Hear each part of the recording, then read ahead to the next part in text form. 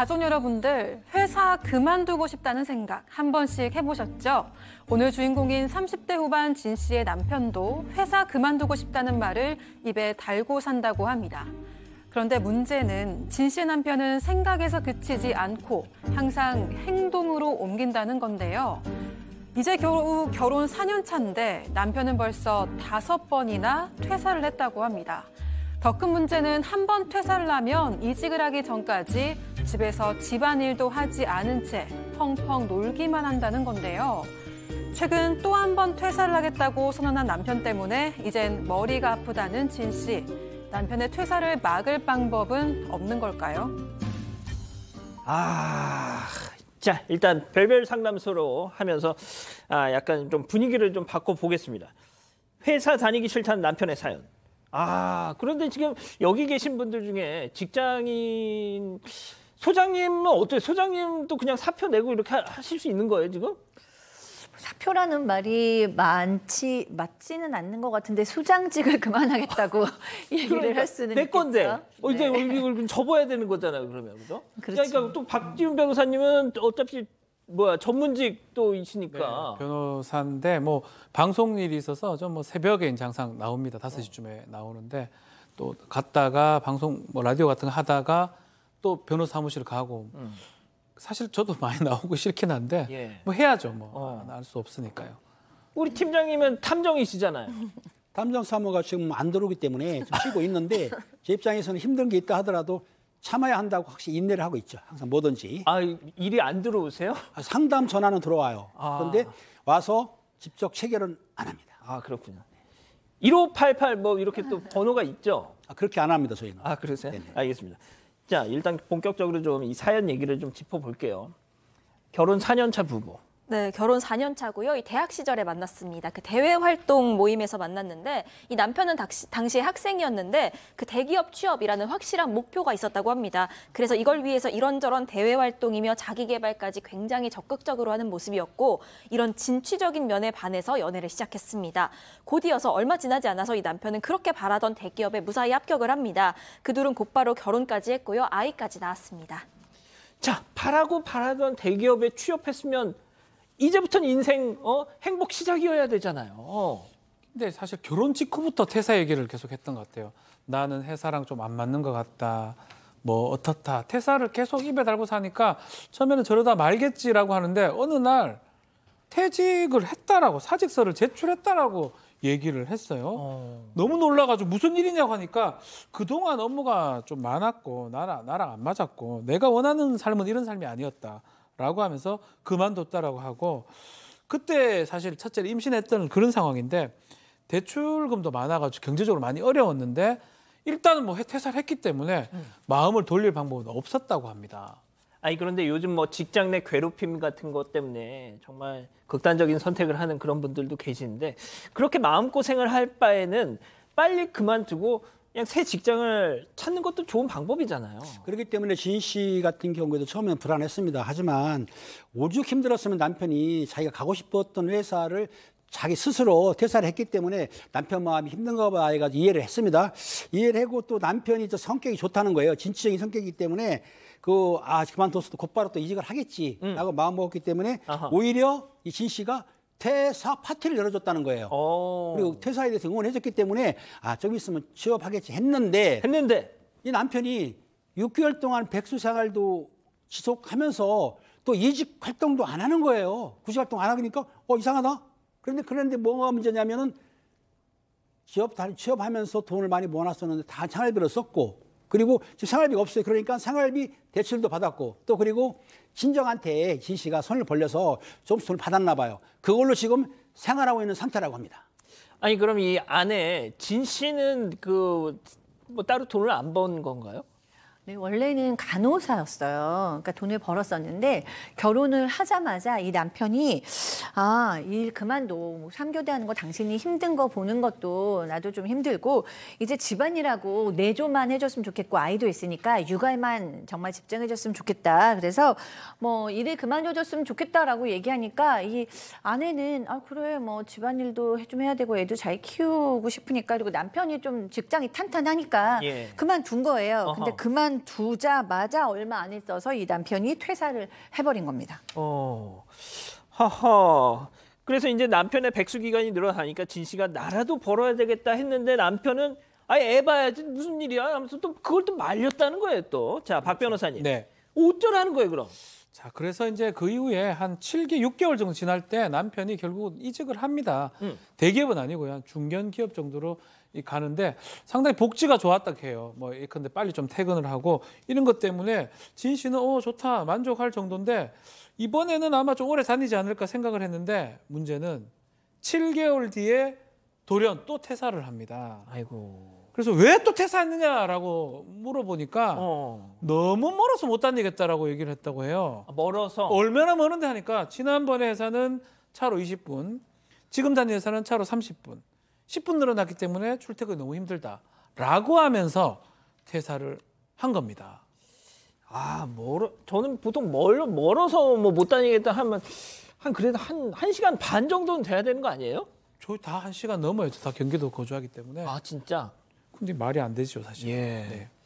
아무튼 자, 이 기자 또 백수가 됐어요. 네, 또 백수가 됐고요. 이 전승민 님이 저분은 사업하셔야겠네라고 말씀하셨는데 실제로 사업 바람이 들었습니다. 지금 청사진을 펼치고 있는데 그 아이템이 보통 이런 사람들이 나는 아무리 생각해도 남 밑에서 일하는 건 성격이 안 맞는 거 약간 이런 스타일. 네, 맞습니다. 그래서 아이템을 가져왔습니다. 사업 아이템이 약과입니다. 약과.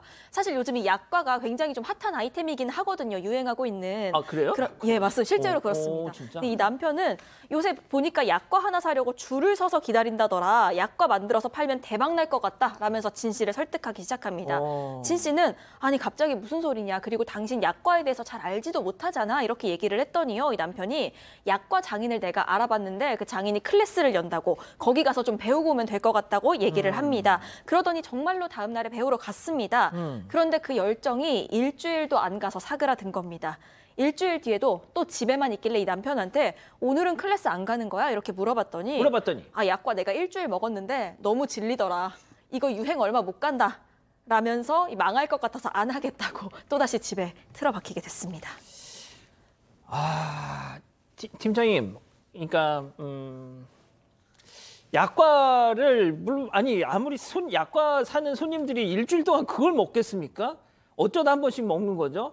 자기는 그걸 일주일 동안 먹으니까 당연히 질리죠. 그러니까 이분 같은 경우에는 그 끈기가 없어요. 작심삼일 정도의 성격인데 어떻든 약과를 포기했습니다. 그리고 집에서 하루 종일 게임만 하고 있는 거예요. 그러니까 황당한 진 씨가 뭐라고 했냐면 집에서 놀 거면 애라도 봐라. 나 혼자 애 보고 집안 일하고 또 돈 빌리러 다니는데 힘들다 했더니 남편이 뭐라고 했냐면 그게 너의 일이잖아. 나도 직장 찾아야 돼. 그래서 지금 스트레스 받아가지고 나한테 이래라 저래라 하지 말어. 이렇게 이제 핀찬을 준 거예요. 그리고 또 하나 그랬습니다. 내가 지금까지 일해서 벌어다 놓은 돈은 다 어디 가고 그거 다 어떻게 써? 라고 물었어요. 그런데 아니 지금 일 안 하니까 돈이 없지 않습니까? 그리고 일한 기간보다 백수로 있는 기간이 많았기 때문에 실제적으로 돈이 없었던 거죠. 이런 생각을 안 하고 오히려 아내한테 타박을 한 겁니다.